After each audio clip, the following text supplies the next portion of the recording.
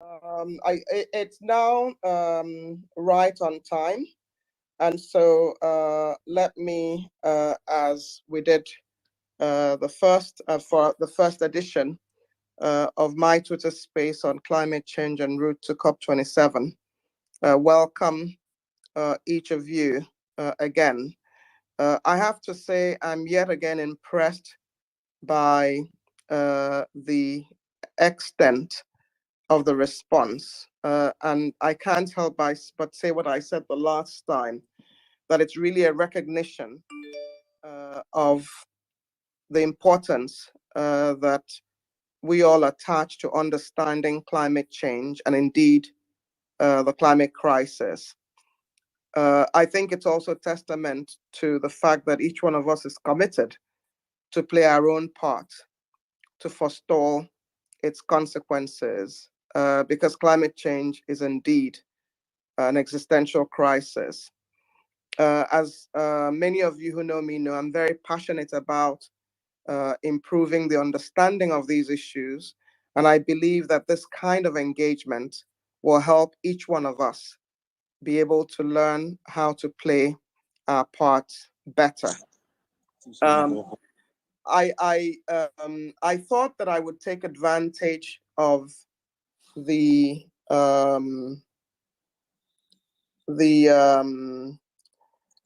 fact that it's advised that you open the Twitter space slightly early to allow people to log in and settle in.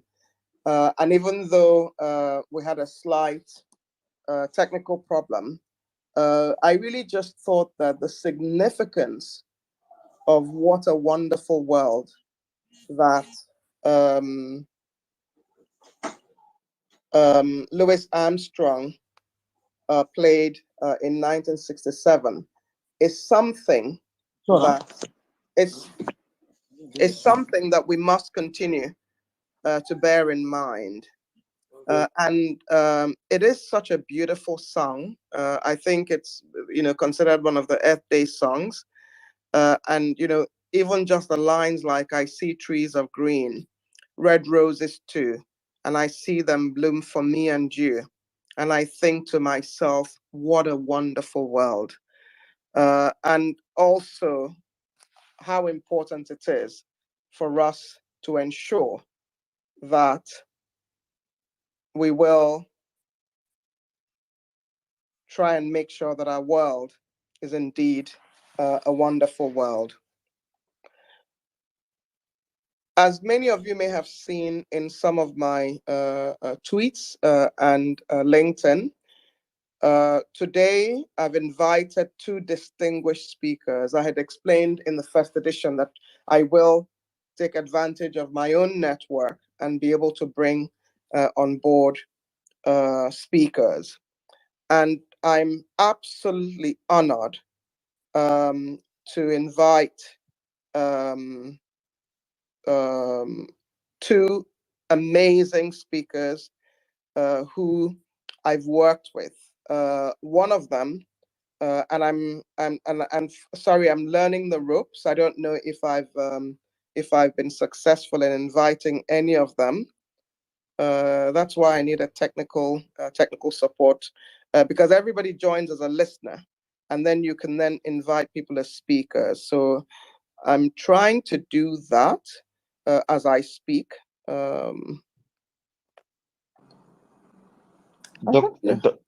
Yes, Doctor, please. We already have Madam Mabunda here. Mabunda. Okay, fantastic. Mabunda is Yes, the only person. and Mr. Mark Napier is also in. So maybe I've been able to invite her. So let me see if I can do the same for Mr. Napier. Sorry about my technical skills. I'm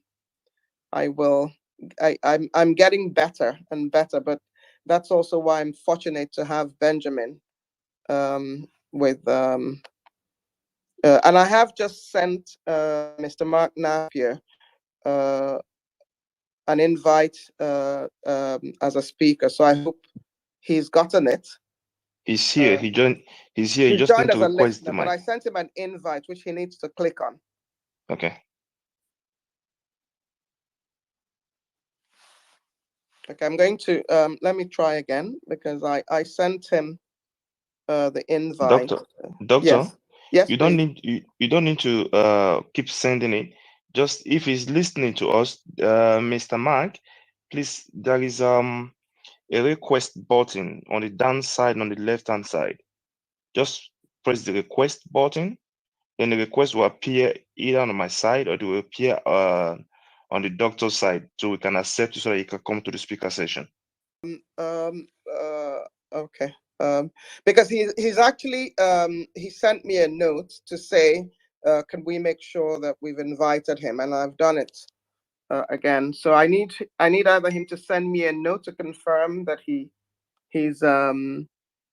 yes, I can see that Right Honorable Mabunda is in. What I need to do is do the same for oh, okay. So Mr. Napier, you need to select the request button. So while Mr. Napier is trying to do that for me, because there is an invitation to him.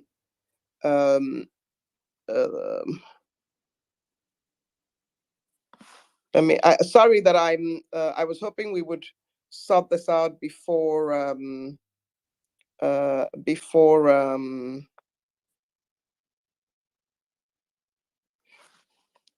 I'm not sure why I'm not able to invite. I've invited him, but he needs to select the request button so that he can speak.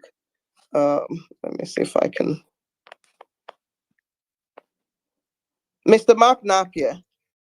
Doctor, he's no longer here. Okay, so maybe his line dropped. Yeah, it's possible that he's having some network glitch, and it might be difficult for him to come in. I'm sending him again an invitation. So anyway, but can I ask you a question? And sorry to everybody who's joined. Is there a challenge? Can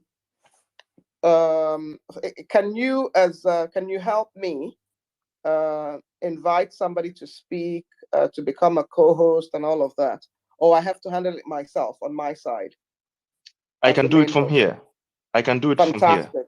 Okay, so because I just wanted to be sure that what we're waiting for is really from him, if you get what I'm saying, that the issue is him having dropped off for connectivity reasons, not that it's a problem on my side. No, it's not a problem on your side. I just invited him to speak again, but he has not accepted the request. But he himself can equally request the mic. Then either you accept it or I will accept it from my side. Okay, it's possible. Mr. Mark, sorry if you are listening, please, I want to say this again. Just kindly request the mic so that you can come to the speaker session.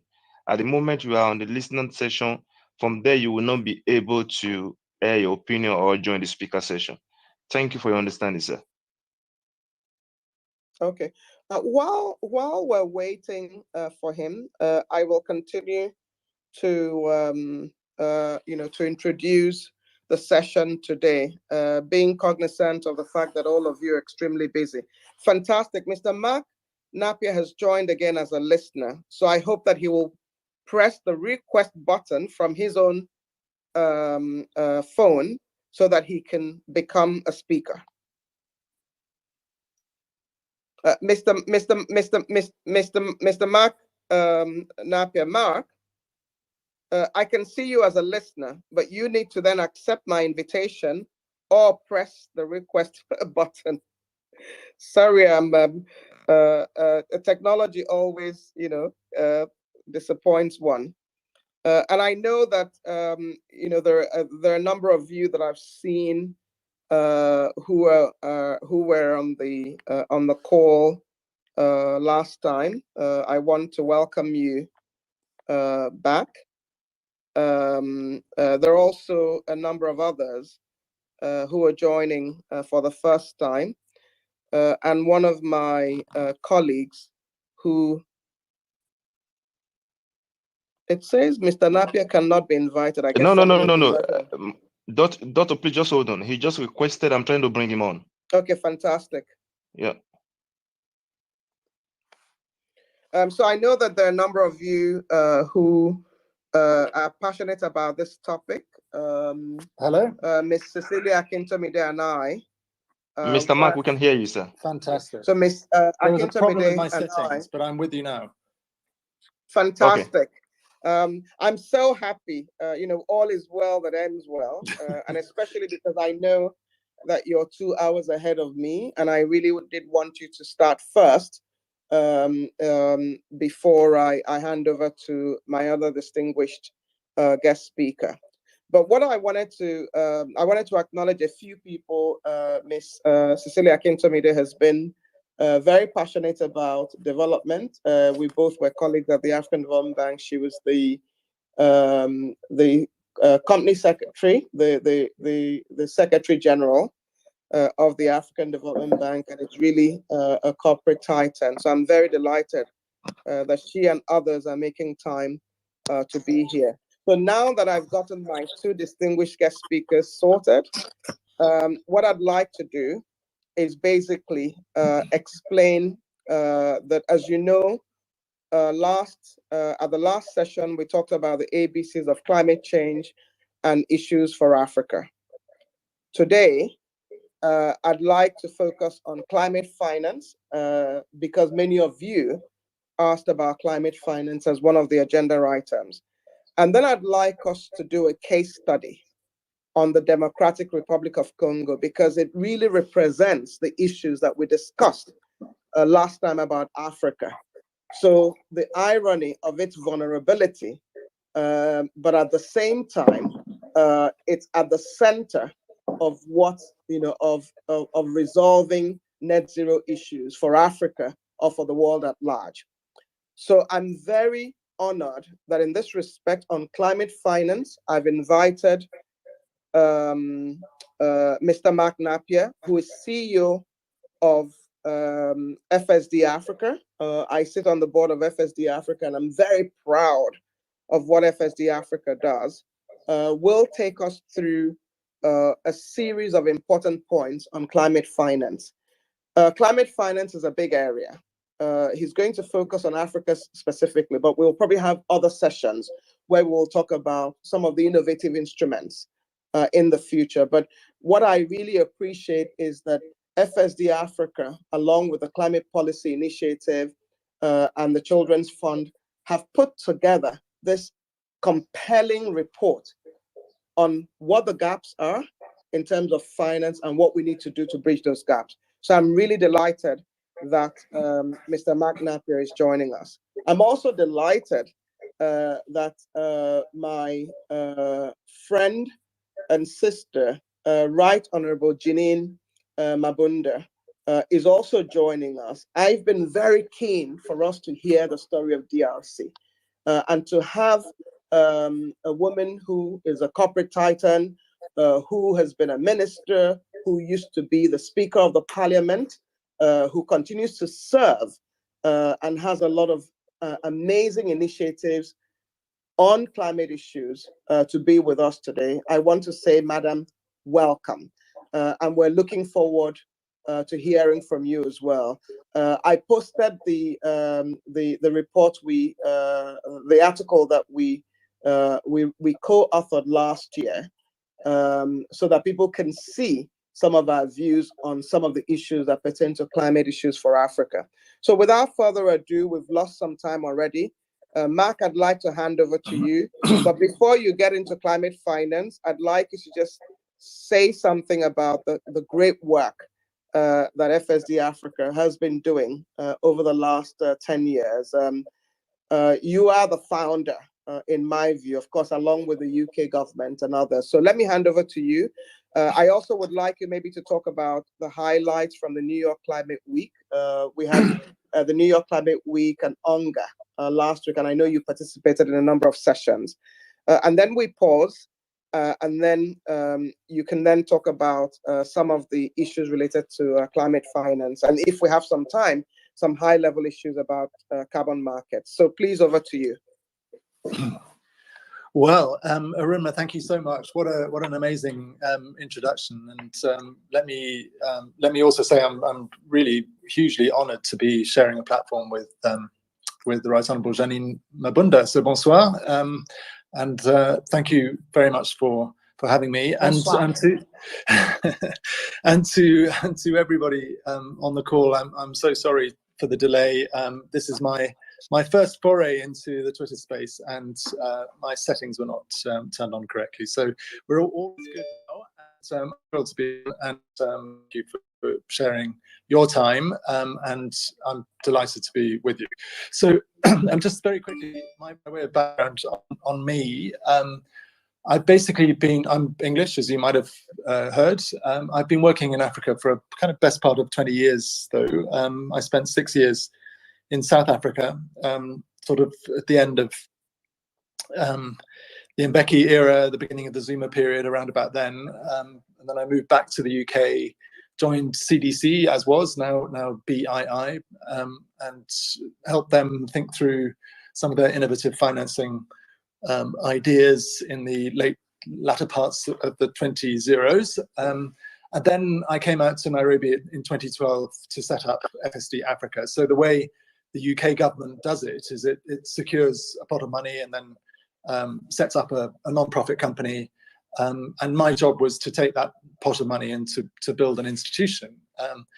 And the point about that institution is that it needs to have a board, it needs to have policies and procedures, and basically operates in the market as a market facilitator, providing technical resources and financial resources to the actors in the market system to try and help the market system, the financial market system, basically operate more effectively. So a lot of our work is really about trying to understand where the market is failing, but also to try and push opportunities to be able to get market development to happen more quickly in the interests of bringing greater prosperity to the African continent. So I'm based in Nairobi, and we work across the whole of the continent.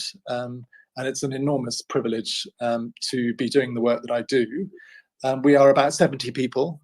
We have an investment arm, as well as most of our people being actually in the work that we do around policy and regulatory reform and that kind of thing. So we have a big capital market investment or capital market development pillar. So for example, we're working with the Ethiopian government to help them set up a new stock exchange. We have a big risk pillar, so that's working on insurance companies, where we do work on disaster risk. And then we also have a digital economy pillar, looking at how we can support the digitalization of the African economy. But the big picture for us really has been around climate finance recently. Obviously, it's a UK government priority. All our money pretty much comes from the UK.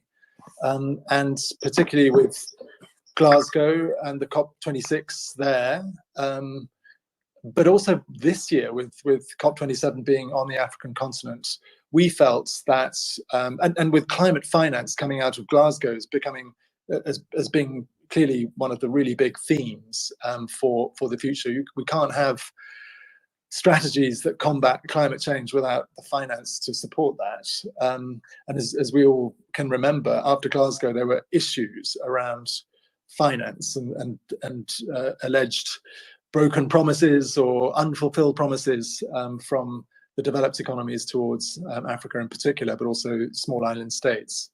And so a lot of our work is really around thinking through how we can crowd in investment capital into the African continent, sort of through basically improving policy and regulatory reform, and by providing concessional capital to allow investment to flow.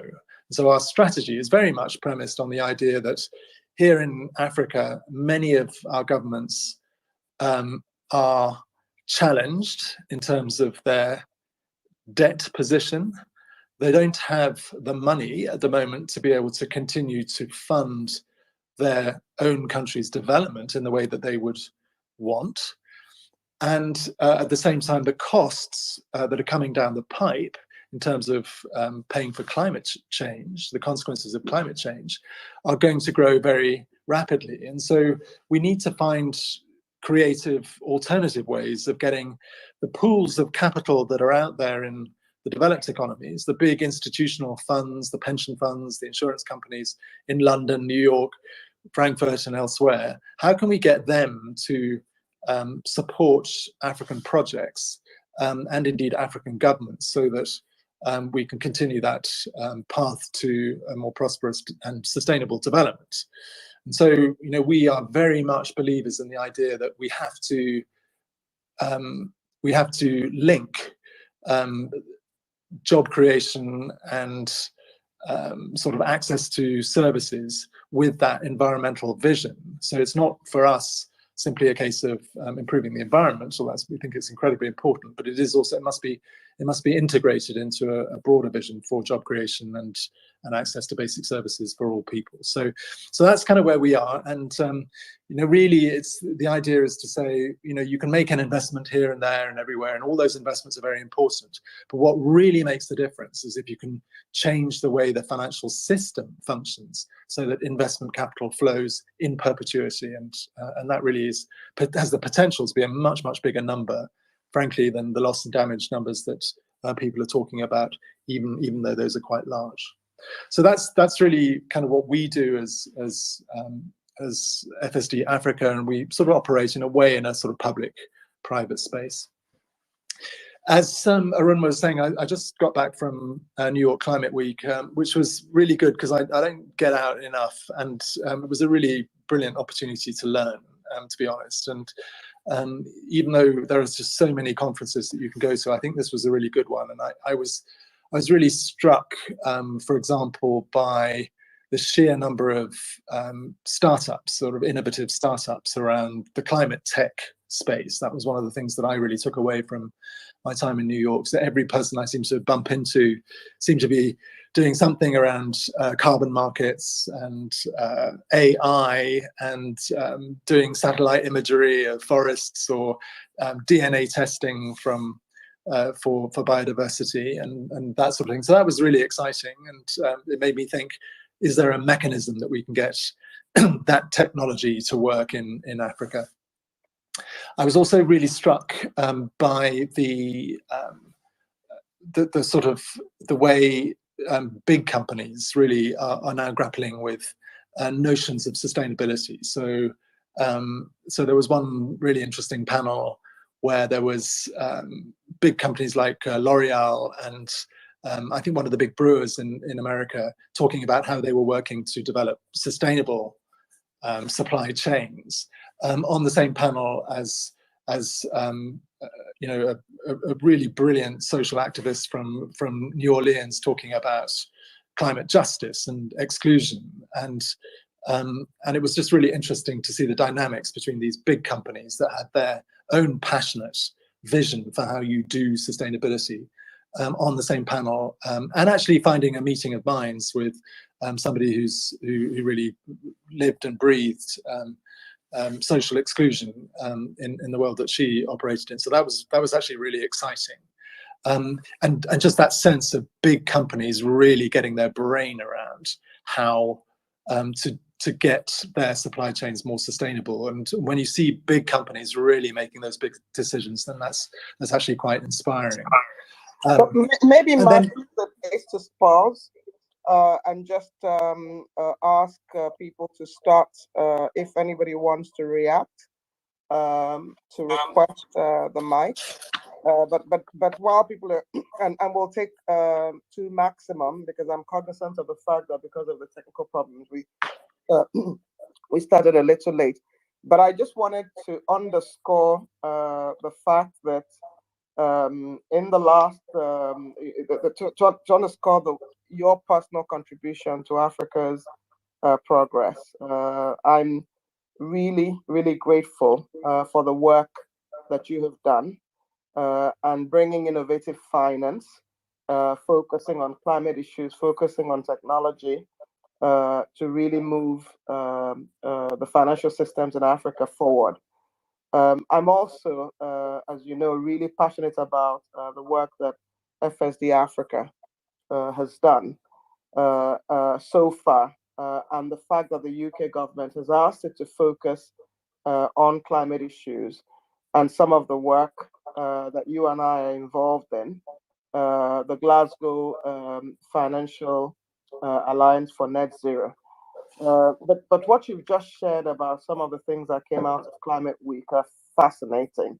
I've made a mental note that on this space, we must talk about how technology supports climate issues. When I was at the World Bank, there was a lot of work done leveraging satellite imagery. I'm fascinated by what you say about DNA testing for biodiversity, because we should also on this space deal with that. And your point about meeting of minds more generally. I don't know if anybody wants to kind of say something, and then Mark, maybe we can then focus more specifically on that amazing report that FSD Africa and Climate Policy Initiative and the Children's Fund co-researched and developed. So I'm relying, Benjamin, on you to help me if there's anybody who wants to say anything, but we can continue. If not, and maybe when we pause again, we can then have others come on. If anybody wants to say anything. Has anybody requested the mic? Yeah, Doctor. A lot have requested the mic, and a lot is also on speaker session. Please, I want to say this because we have a rules, and these rules must be followed so that we don't stay longer than we plan here to stay. Please, once you are given the mic, 1 minute, go straight to the question. And if you're directing the question to Mr. Mark or Madam Janine, please direct the question to the people who the question are meant for. Please don't deviate away from the question and rather from the topic. Stay on the topic, and we should not use the foul words. These are the things I wanted to say. We have somebody who is raising up her hand, and I believe he or she have a question for Mr. Mark. Should I go on, Doctor? Yes, but I wanted to apologize to you because I should have allowed you to lay the ground rules. It's okay, man. So thank you for laying the ground rules. That is on the I hope you'll give people 2 minutes, and I hope people can introduce themselves as part of that so that we know who they are. All right. Then. Thank you. Should I bring in the first speaker? Yes, please. Madam Manduagu Unzwabuchi, are you there? No, he's not Madam. He's a guy. Manduagu Unzwabuchi. So I'm a student of microbiology in Federal University of Technology. So what I wanted to ask is, like we know, Brazil gets funding or revenue for keeping the Amazon, that is making sure that the Amazon is not deforested. How can West African countries leverage on climate funding to fund one, planting of trees of the Great Green Wall, so that they can get the same funding that Brazil gets for the Amazon? Brazil, Ecuador, and other countries that the Amazon are present in their countries. Secondly, I posted something on the Jumbotron. So climate innovation. 3 years ago, a Nigerian invented a generator that runs completely on water, that produces electricity completely on water. Till date, you have not heard if that guy, he goes by the name Nelson Chukwu. You have not heard if that guy got funding for his project. You have not heard of research or any other thing, or even scaling for mass production. So how can Nigerians like Nelson Chukwu obtain funding from your various institutions to mass produce this kind of climate innovation for green energy? Then the second question is sustainable farming and finance in Africa and Nigeria in general. So in Nigeria, mostly what we hear about is mechanized farming. And from all indications, you have heard that mechanized farming actually is not the way to go based on climate change and sustainable farming. So how can Nigerians tailor their agricultural industry to fit into the green energy as we transition? And then industrialization. Sorry, maybe I pause you. Okay. So I wanted to pause Mr. Mark Napier, so that if anybody had any questions around the Climate Week in New York or the UN, the UNGA, then they could ask that. So let me therefore then hand back to him so that he can focus on the more strategic issues around climate finance. Because some of your questions extremely important, but we'll probably get to them in another session where we're focusing specifically on instruments. But really important question. So I think I need to hand back, Mark, to you so that you can basically focus on some of the more strategic issues that your report showcases as to where Africa will be. Is what because I'd like us to cover the agenda for today before we focus on other issues. No, that's fine. Mark. No, good. But Madwagwu, just to say, if you hang on to this call, we're hoping to be able to get into the whole discussion about carbon markets towards the end of the piece. And what you were asking about on forests is obviously very pertinent to that. And it was a huge theme at New York as well. Everybody was talking about carbon market developments, and it's one of the few areas where we can all start to feel quite optimistic about, I believe. So sort of hang on to your hat, and hopefully we'll get to that in just a minute. So the research that Arun was talking about is research that we did with the Climate Policy Initiative, and we co-funded that with the Children's Investment Fund Foundation.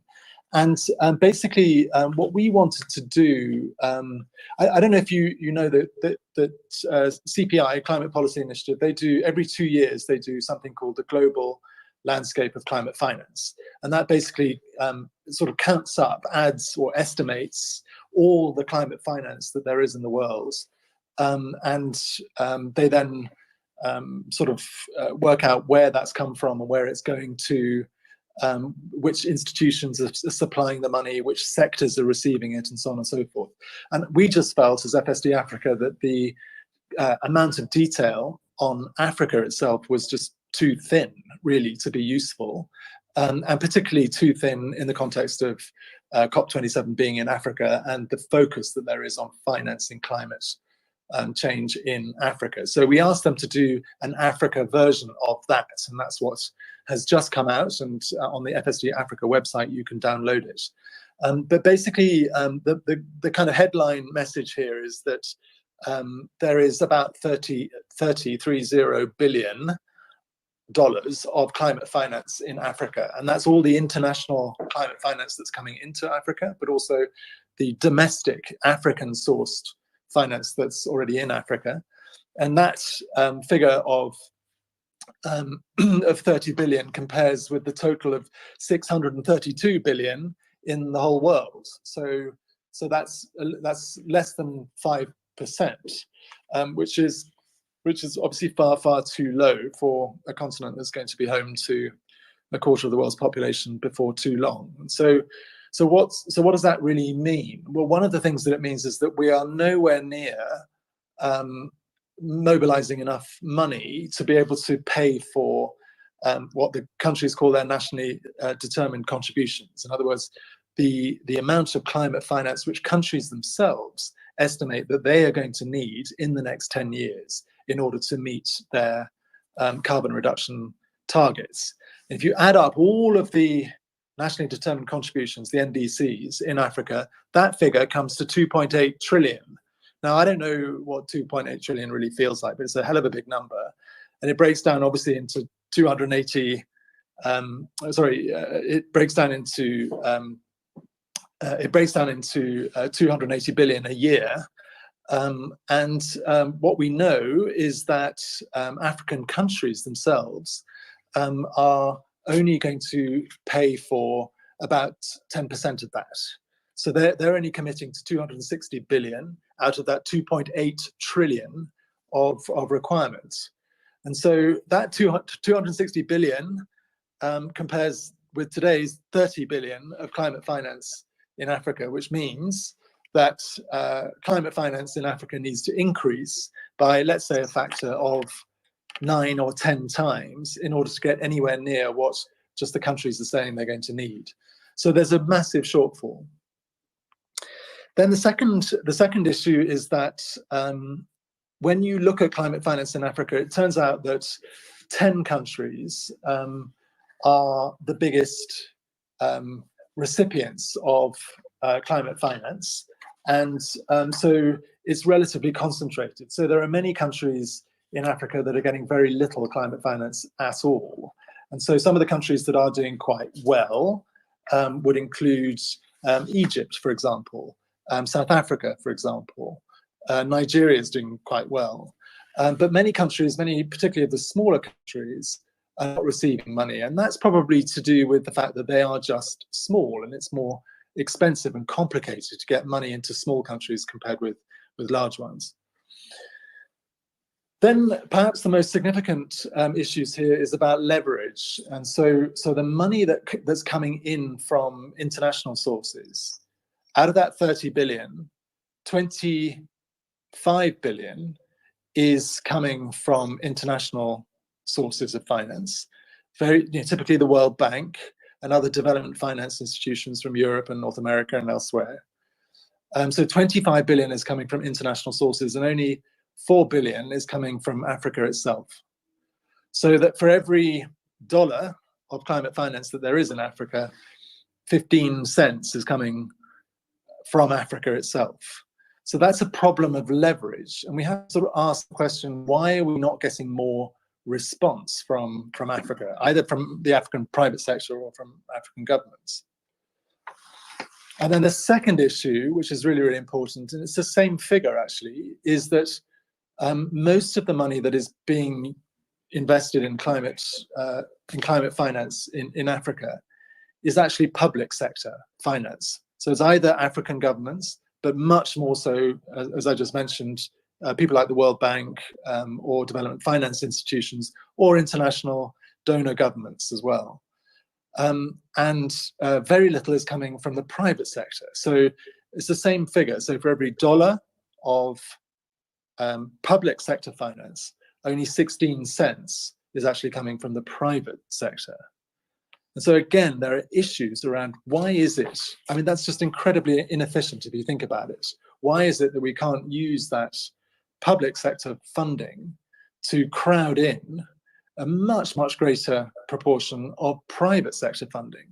And why, so that instead of it being $1 plays 16 cents, why can't we say for every dollar of public money that's coming in, they're succeeding in crowding in $2 of private capital? And that's quite a lot, but that's the way we need to start thinking, I think. And just to compare with other parts of the world, where in Africa we're looking at a very this figure of sort of 12-15% coming from the private sector.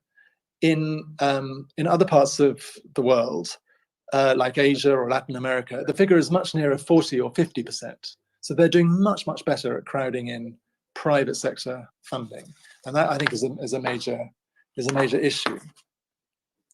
One slightly bright spark is that you're aware, of course, of the big issue around adaptation, and because of Africa's climate vulnerability, there's a lot of emphasis in climate negotiations around the need to pay for adaptation. In other words, how can you protect yourself and your country, your people, from the adverse effects of climate change, rather than focusing on reducing emissions, which is mitigation. And adaptation is very often something that needs to be funded by governments because it doesn't generate a return. It doesn't generate an income for private investors.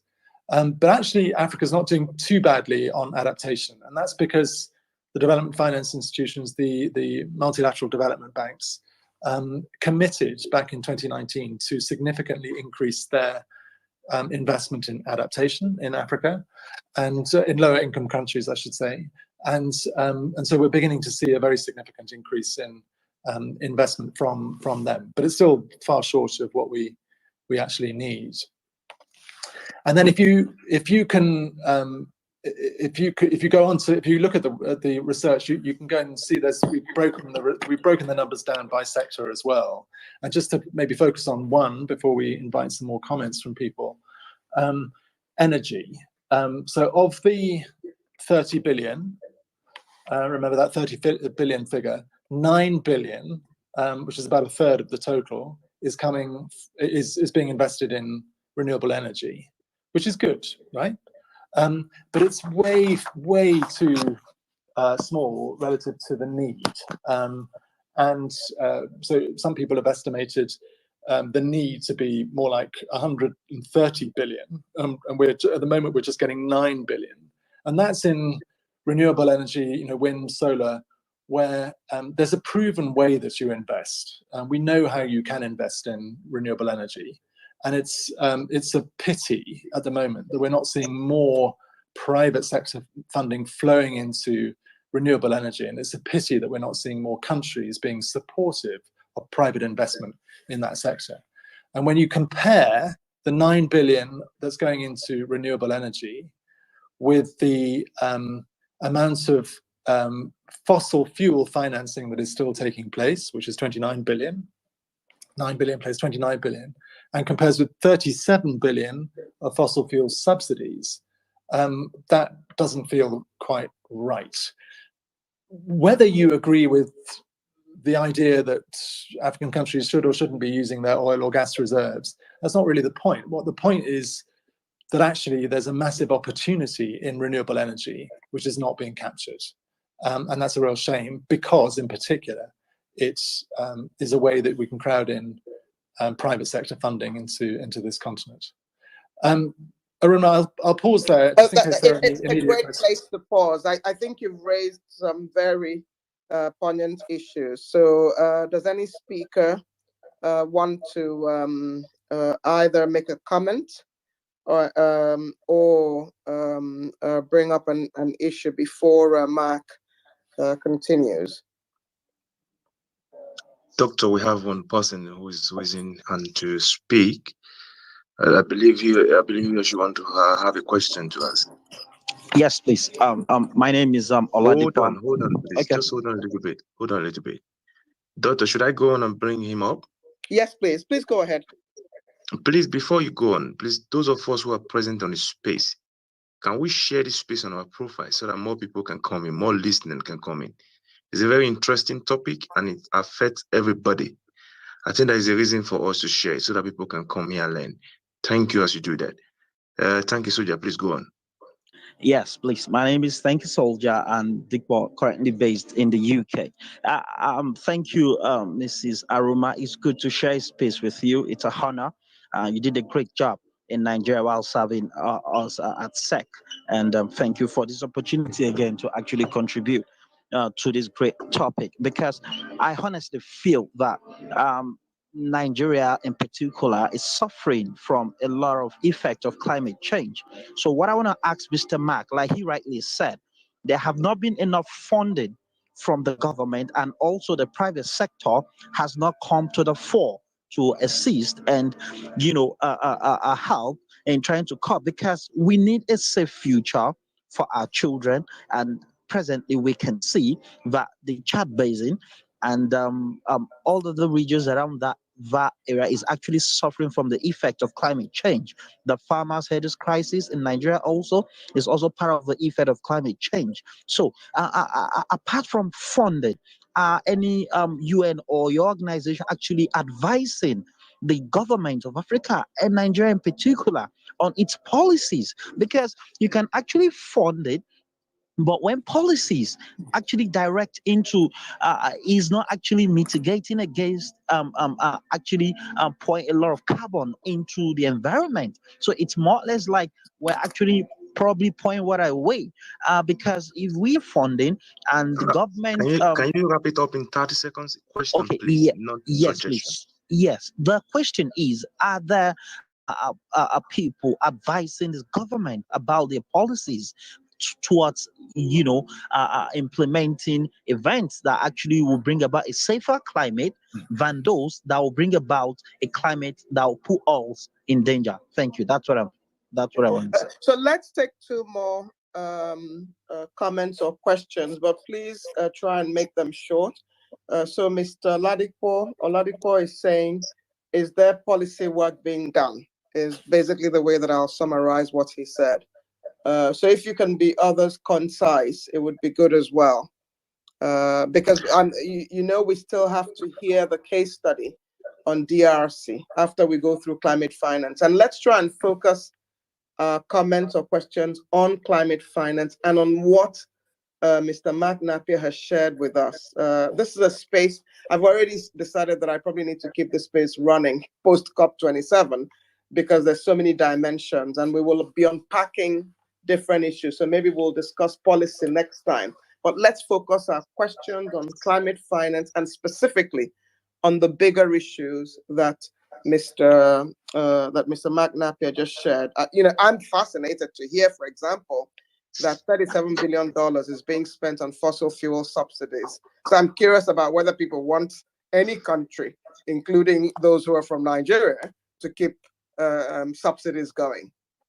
Because I don't know what those $37 billion are doing. They're certainly not going to the poorest people in the country. But please go ahead. I hope I've instigated some controversy. Mr. Mark, please, before you go on, we have one other person that want to ask a question. Should I bring the person up? Yes, or please.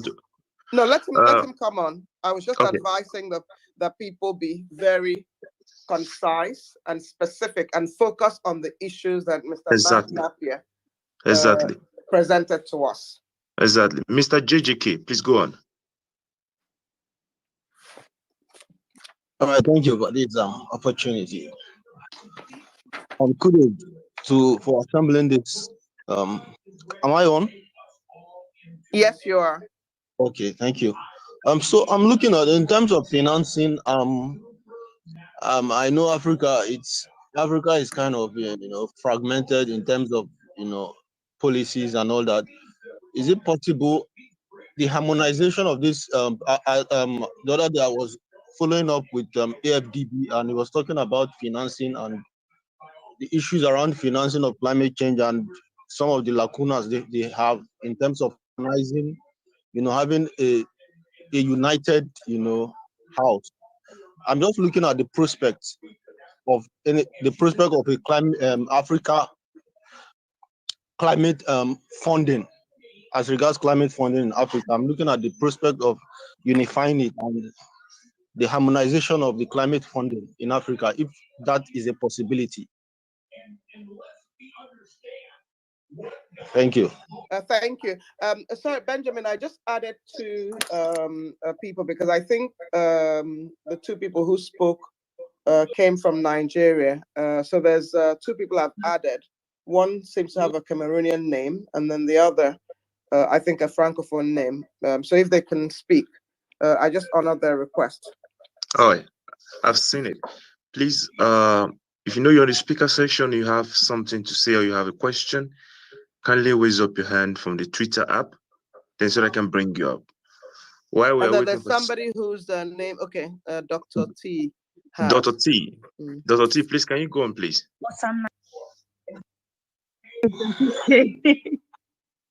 Because I think you wanted to give opportunity to people from other countries. Yes, please. I would appreciate. So there's somebody who has an Arabic name. Can that person go ahead? 150, 110. Are you there? At 150 or 110, are you there?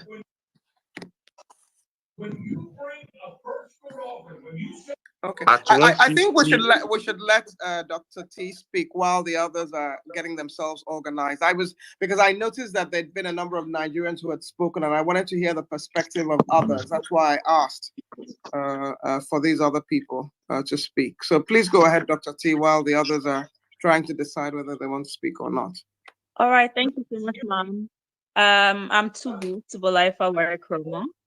I dabble into climate change and in development work. So My question really, I'll just not talk too much about myself and try to go straight to the point. There's something Mark mentioned that was very interesting to me on the prospect of garnering climate financing around renewable energy and the prospect that it brings. But I just wanted to ask two questions really. One, he spoke about a report that he did. I didn't quite get the report he was talking about and where to go look it up because I want to read that up. And then secondly is we're talking about renewable energy, cleaner energy, and just transition. Now, when does that financing also include the people that will be affected by this transition? Let me just land. For example, in Nigeria and other countries that are oil producing, right? And then you're trying to transit people to cleaner measures. How about the people that you already the oil production as polluting as it is their means of livelihood? Does the climate financing also cover those set of people? Because I know the African Act at COP27 will be a combination of what was discussed in the by the ECOWAS bloc, and then all of the country come together and pull like a collective front. So I don't know how well some of these issues are going to come up, but I just want to ask, like, on a general note. Thank you. Okay. I think, Mark, we should hand back to you Okay. in the interest of time, because I will, we have another, I think I'd like to hand over to Madam Mabunda at 45 minutes past the hour. So maybe we'll take some of the other issues and then we'll take questions afterwards. Fine. Good. Well, thank you, and thanks a lot for the questions. That was really great. I mean, maybe just to answer Oladipo's question first on policy. Is anybody advising governments on policy? Yeah, there are lots of people advising governments on policy. The World Bank is, people like us, other donors, and I sometimes worry about this kind of proliferation in sources of advice, and I think it must be actually quite difficult sometimes for people in government to work out who they should be listening to, actually. And one of the problems, I think, is that you get a lot of consultants buzzing around Africa doing strategies for this and that and the other, and actually the difficulty, it's really the implementation of some of that stuff that becomes really hard. So oftentimes you find that the governments do actually know what they need to do, but they just don't have the capacity to actually do it. But the one thing on policy, which I think I do want to emphasize, is that the thing for me that really will make the difference, and it's the hardest thing of all for governments to do, and perhaps we do need more technical support in this area, is around tax policy. So there's a lot of emphasis around the instruments like green bonds, the financial side of things. Green bonds, how, are there regulations in place that allow for green bonds to be issued, and this kind of thing. But actually, the tax policy across the whole of the economy is really what's going to make the difference. So if you're an investor and you're looking to put your money into Nigeria or anywhere else, and you're and the playing field is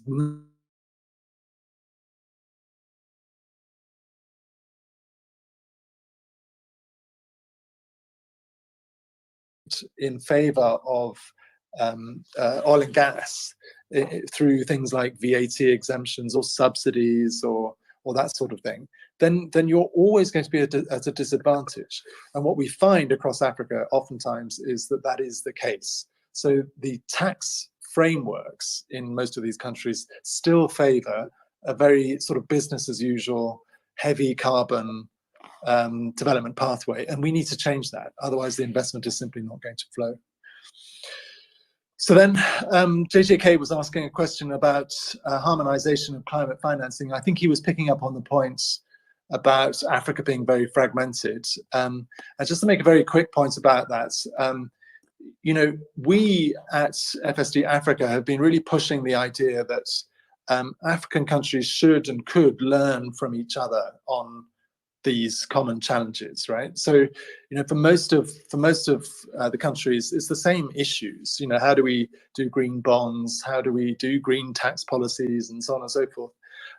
Actually, it would make so much more sense if they clubbed together and shared the cost of that technical advice, and they could get themselves into the same sort of position much more quickly if they collaborated together, instead of all the 54 African countries basically doing things themselves.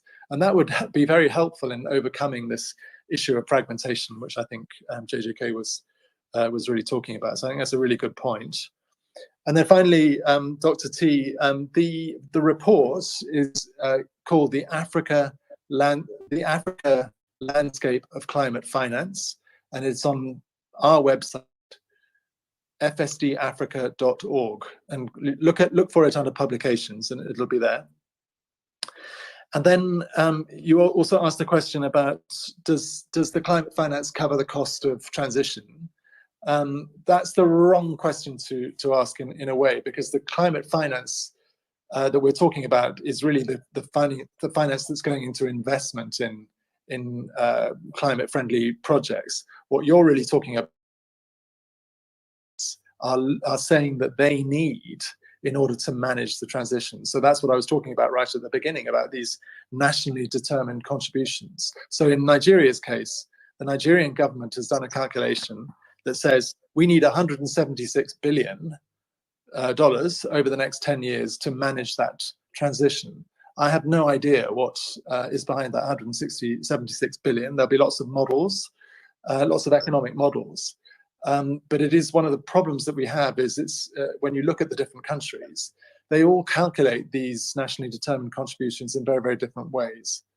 And it may be the case that Nigeria has provided for an element of transition. But I just don't know what's beneath that particular NDC. But it's not what's being factored into the climate finance that's currently flowing at the moment. Arunma, maybe if I could just sort of quickly go on and just talk about perhaps some of the solutions. Would that be a good thing? Absolutely, I'd appreciate. And I'll just be quite quick because I'm conscious of time. I mean, firstly, this issue about private sector and how do we get the private capital to work? And I think one of the things that we need to do is we need to sort of reframe the narrative a bit. Instead of talking about need all the time, I think we need to talk about opportunity, because we do know that despite the challenging environment that Africa often represents for investors, we know it's quite risky. You know, sometimes the sovereign level, sovereign financing level, we need to do much more to support governments in that area. And thirdly, a much more venturesome approach to innovation and getting people to take real risk in trialing new products out. And if I may make one final point, is really about mainstreaming. And and this is something that I think is a real mindset shift that needs to happen in governments as well, which is that typically green finance or climate finance is seen as an extra cost. We have our schools to build and our roads to build and our bridges to build and all that sort of thing. Oh, and then we have to actually add more money to combat climate change. Well, actually, it's not always extra money.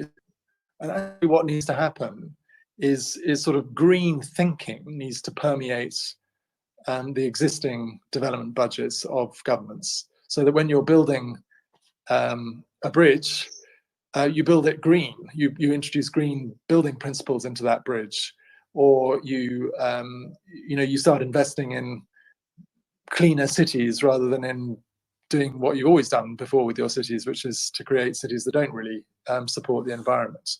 So there's a lot of, I think there's a lot of sort of mindset shift that needs to happen within governments around policy, across all the government departments, around how you integrate green principles into existing development spend, so that it's not always seen, it's not always an extra cost, because it isn't always an extra cost.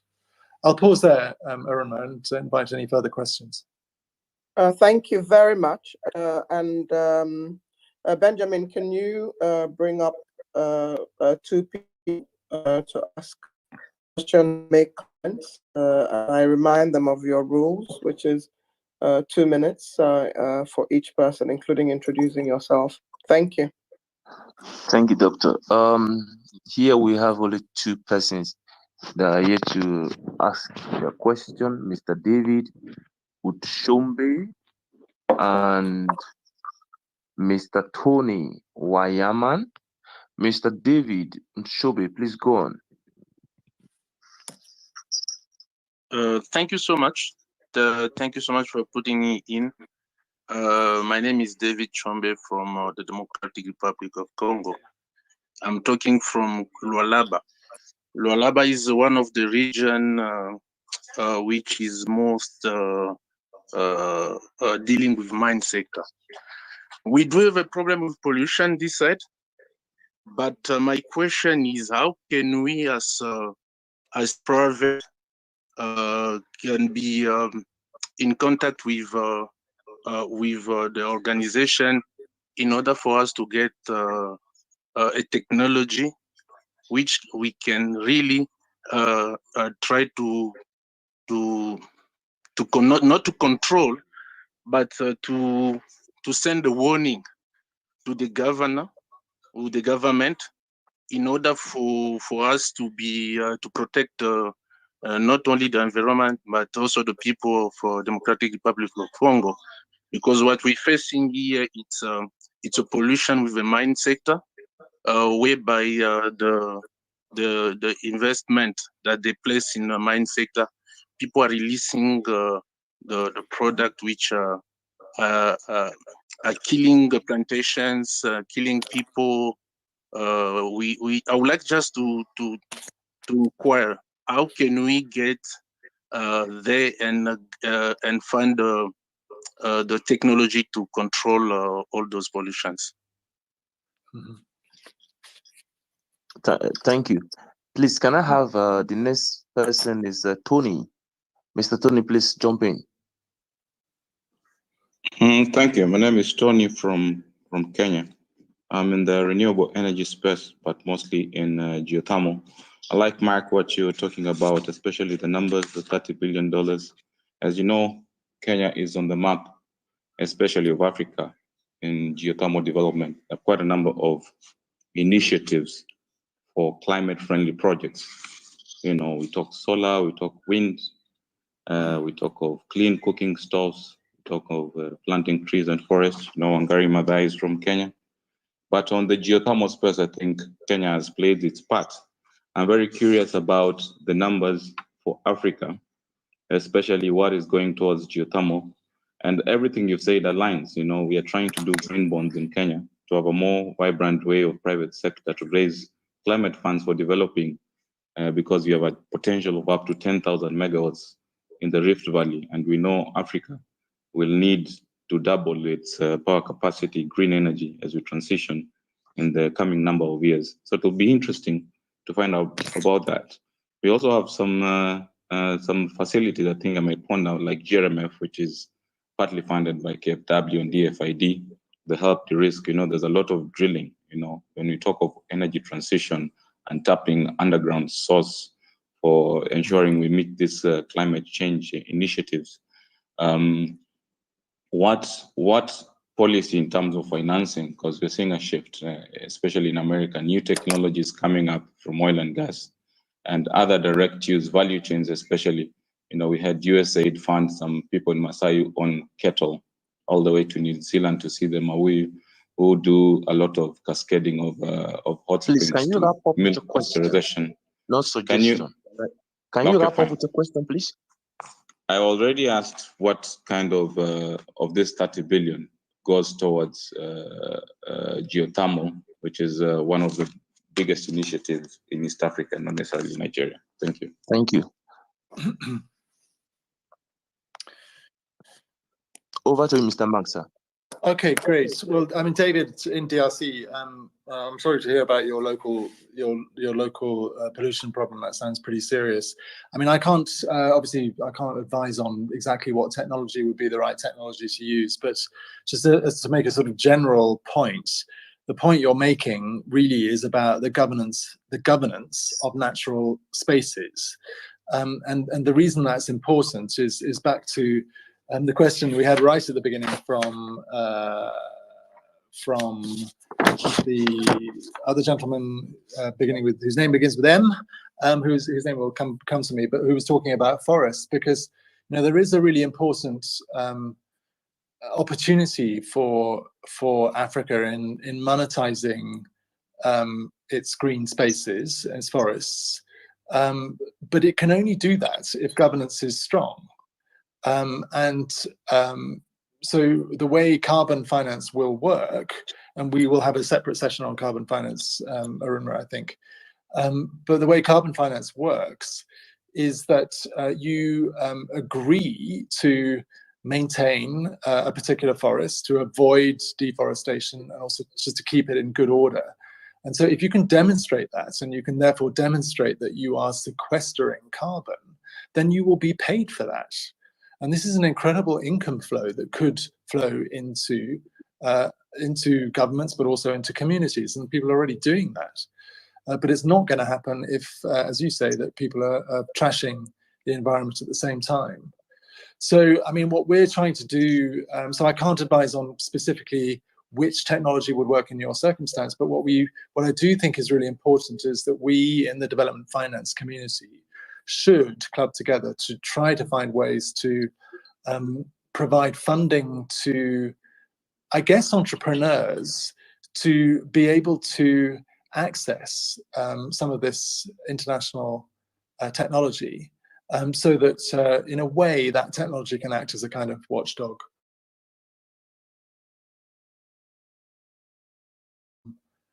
Carbon finance, and instead are suffering the disbenefit of having all that pollution around them.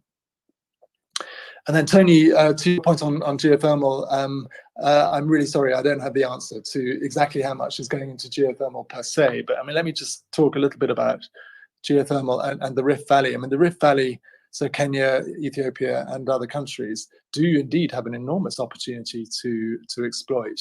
But they also have a lot of wind and other things as well, so it is a really potentially very interesting moment for countries along the Rift Valley. And obviously in Kenya we have a new government, and we're all very hopeful that the new government will be pushing a climate friendly energy strategy very hard, because a country like Kenya can massively benefit from this.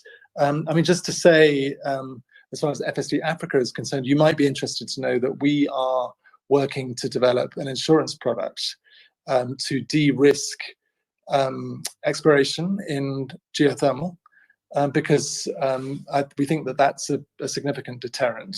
And we are working with the insurance sector here, but also in London, to try and put in place a product that would basically encourage more geothermal exploration to take place, because we think that even though Kenya is almost at 100%, almost 100% of its energy generation is renewable at the moment.